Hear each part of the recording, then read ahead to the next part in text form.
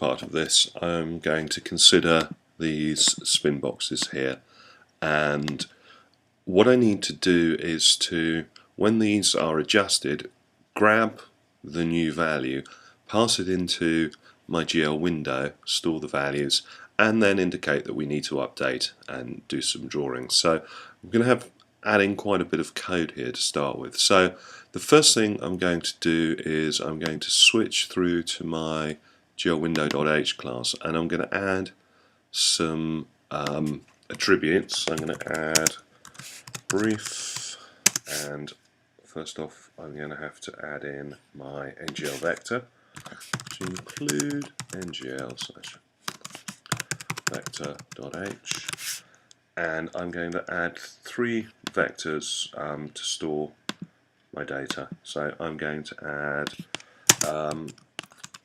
rotation data, and this is going to be an NGL vector m rotation.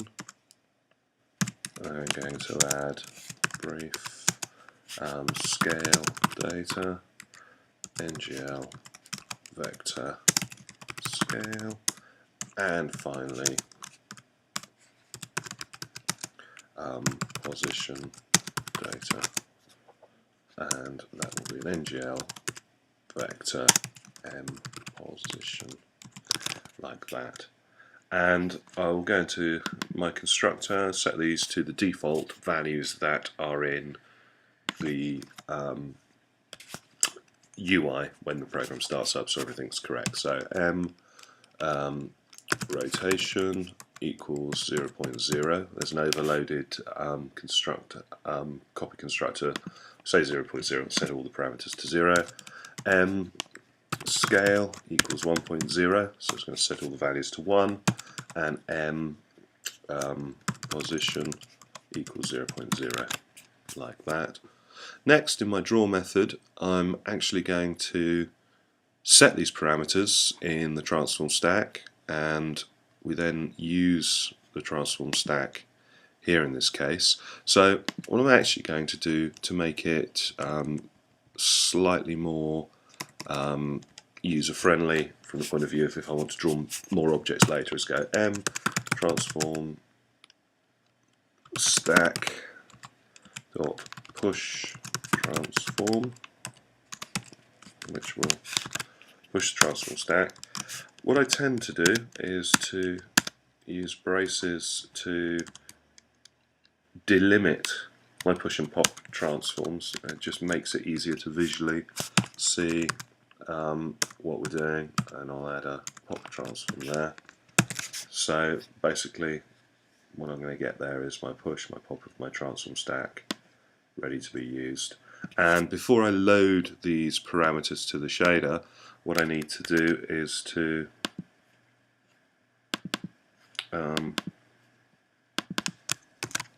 spell that wrong somehow.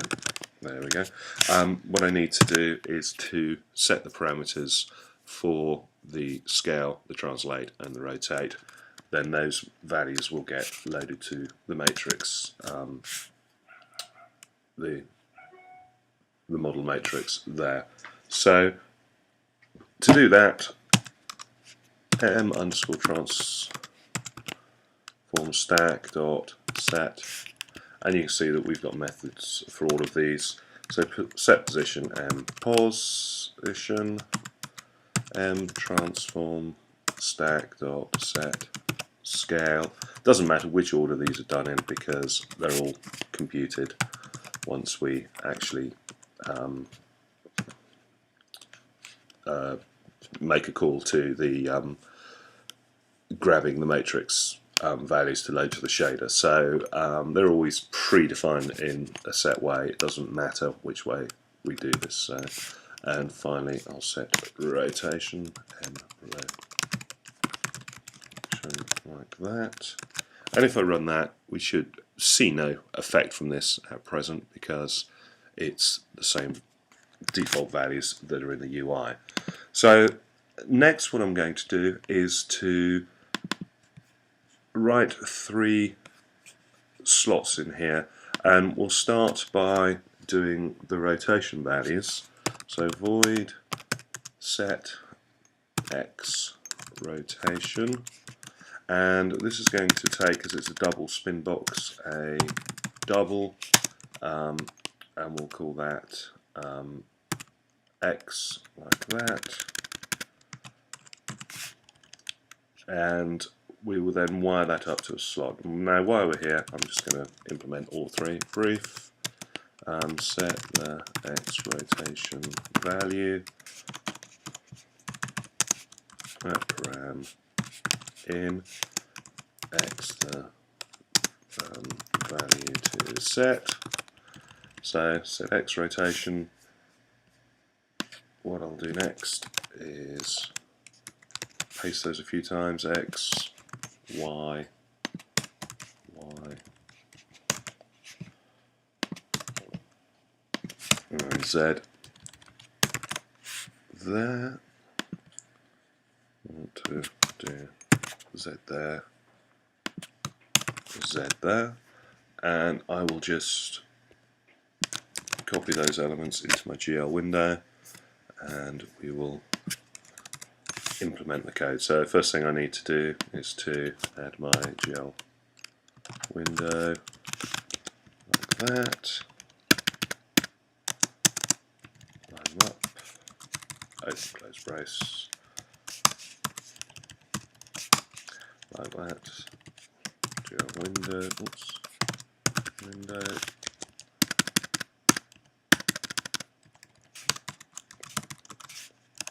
and finally, and again these are very simple method calls. I am literally going to set the individual component for rotation in the X, Y and Z, and then to the parameter that's passed in when the signal's called. So m underscore rotation dot mx equals underscore x, and then we'll flag that we need to update the GL again, and I will then do the same here, and we'll change that to the Y parameter, and finally here, and we'll change that to the Z parameter there. If I run this at the moment, those methods should be there. Now we need to wire up again our signals and slots so that we get the different values passed through to our system and ready to use. So at the moment these haven't been wired up, so I need to go now to main window, because that's what's going to be receiving the initial signal, because the UI's elements are constructed there, and pass them on to our MGL. So I'll quickly copy that to save a bit of typing.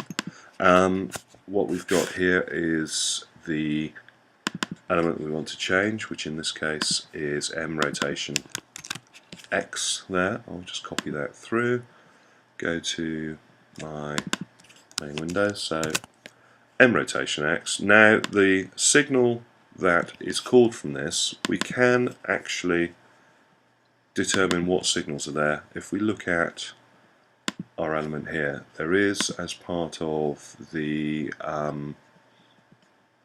form editor, you can see that there is actually a signals and slots editor.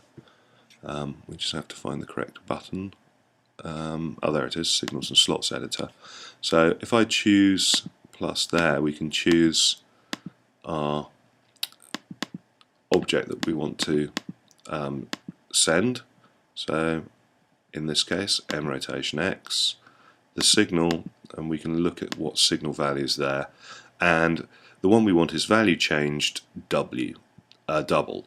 So what that's going to do is every time it goes, it's going to pick it up. Now if these values were in to be sent to another UI component, we could actually wire things up in here, and you can see all the other elements that are there. Unfortunately in this case the values that we want to change are in another window, so this is of no use to us in this case, but we can just use this as a guide to where we want things. So in this case what I'm going to get is my value changed double, and I'm actually going to remove this a bit later. So value changed double is what we want in our editor when we go back to here. So value changed double goes in there. We're going to NGL, and the slot in this case that we want to send it to is the slot which is going to set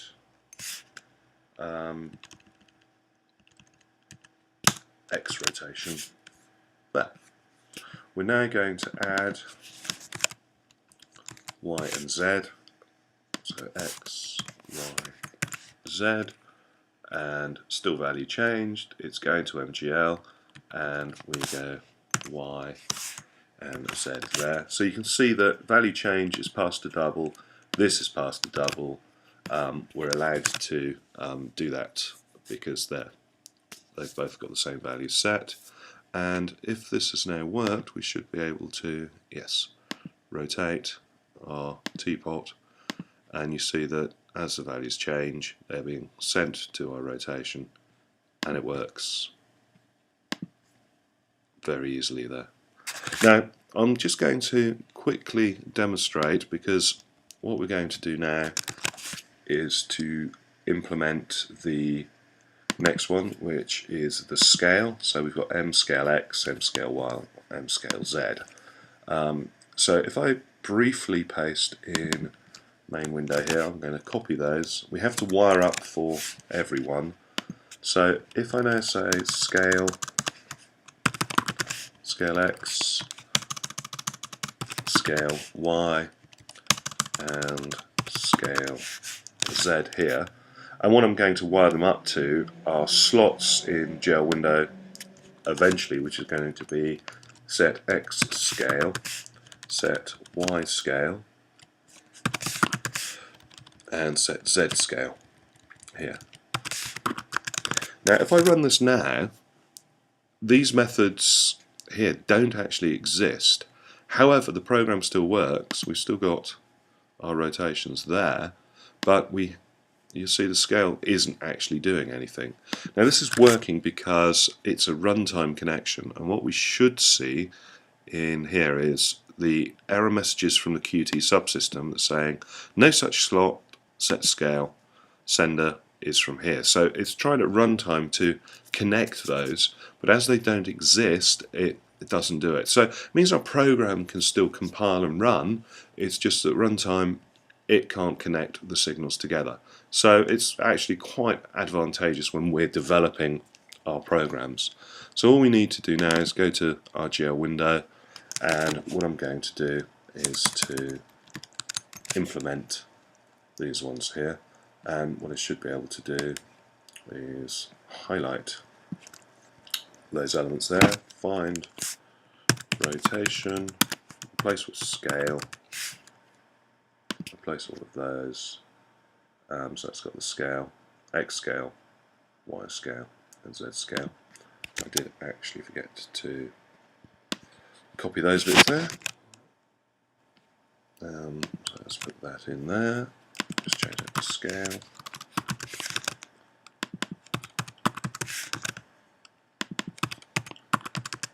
And if I go to GL window.cpp, I'm going to just take exactly the same code there, paste that in there, and with a bit of highlighting I can find, in this case I'm going to replace rotation with some scale there, so just do that. Then I'm going to replace M rotation, and I'm going to replace that with M scale, replace all, and now if I run this, we should be getting our scale set. So a lot of this is quite tedious coding. For every UI element that has some effect on what we're doing, we have to write our signals and slots and our methods and everything else. Well, you can see we're getting very, very big. It's very quick actually doing that. I might change the values on that later just to make it slightly smoother. But you can see that we are